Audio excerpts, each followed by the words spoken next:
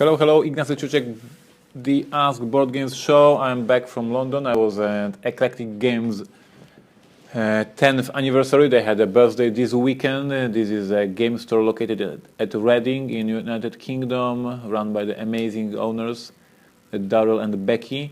And there was a small convention to celebrate birthdays. I was invited as a guest for this convention, along with Matt Leacock, designer of Pandemic, and with Zev Schlesinger from Zeman Games, Whiskey's Games. And we had there two seminars. Matt was running Pandemic Survival, and I was presenting new games from Portal Games. It was a great fun. I'm back from London, and my team, Greg and Martin, just left for Gamma Trade Show. They are in Vegas right now. They arrived yesterday, I believe, and they are having fun in Vegas. Viva! Viva Las Vegas!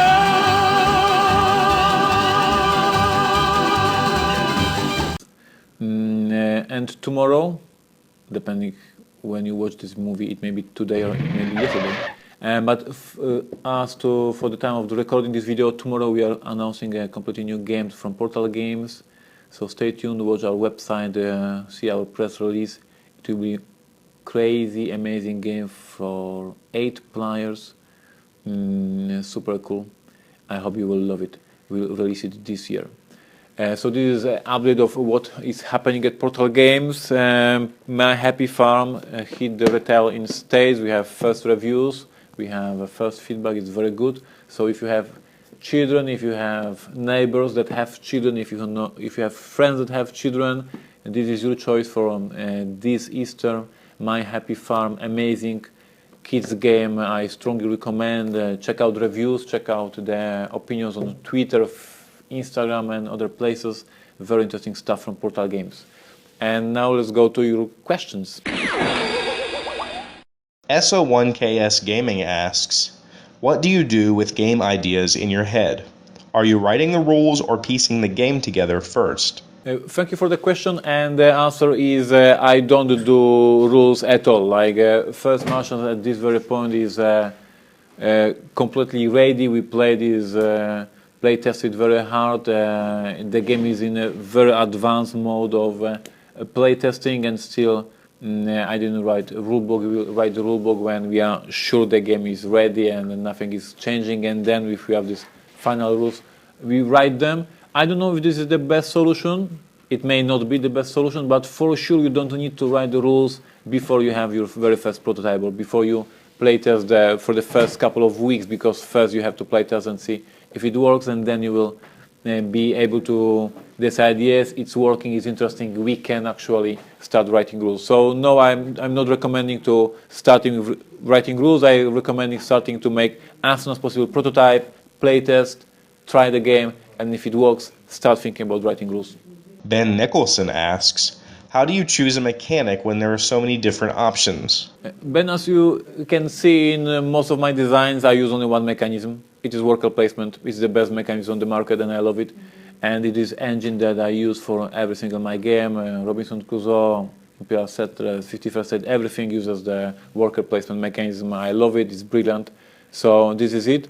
And as for the other tools like deck building and other different mechanisms, I use them when I need them. So basically, I'm looking for the experience for the players, what they are looking for, what I want this game to provide for the players, and then I look for the mechanisms that can give me that. For example, if in Robinson Crusoe I wanted players to feel like reading a story, and I wanted them to feel like the ongoing chapters of the one big story, I wanted to bring consequences of their choices. I decided to use deck building mechanism. So if you draw an adventure card, you take this card and you deck build it into the events. So therefore you have a consequences. So therefore you feel like reading a chapter. In the first chapter, you broke your leg. You take the card, you put it in an event deck, and then this will come up with some problems in the next chapter. So this is, I was looking for the experience for the players, and then I choose the right tool to do this thing. But basically the most basic mechanism of my games is worker placement. What are you guys doing? Nothing. They are making like super crazy stuff behind the camera to distract me. So yes, worker placement is the king, and then I choose the things that I need to give particular experience for the players. Daniel Moore asks, are you more likely to work with a designer that has successful kickstarted a game? Daniel, thank you for the question, and the answer is, I don't know. I mean, we are so focused on the actual prototype, we are so focused on the actual gameplay of the submitted prototype, then we don't actually care if it was Kickstarter or not, if this was successful Kickstarter or if not, if this is a first-time designer or this is Bruno Catala. We're just looking for the actual game. This is what is interesting for me. And the whole background, if there was a Kickstarter or not, is not interesting at all. For this year, for example, we are releasing 2 submitted games. One will be announced tomorrow, I just said, and this is from the French designer. It is his first design. And the other game we are releasing this year is Cry Havoc. It is from Grand Rodig, and this is his third game already. He previously did Farmageddon and Hocus, and there was no difference in negotiation and my approach to the designs. We were just looking for if the game is interesting or not. Both of these games were interesting, so I didn't care if Grant is established designer and the child is not. I don't care. I just need a very good game, and that was interesting for me. Thank you guys for the questions. Once again, just to remind you, you can use hashtag Askboardgames to ask me questions on Twitter, or you can use YouTube and ask these questions just here below, and I will answer once again 3 or 4 of them next week. Please stay in touch. Wish us luck during our announcements and the Gamma Trade Show. Watch me on Snapchat at Trzewik23. Watch me on Instagram at Trzewik. Watch me at Twitter at Trzewik, etc., etc. Find me online. Stay tuned. Bye-bye.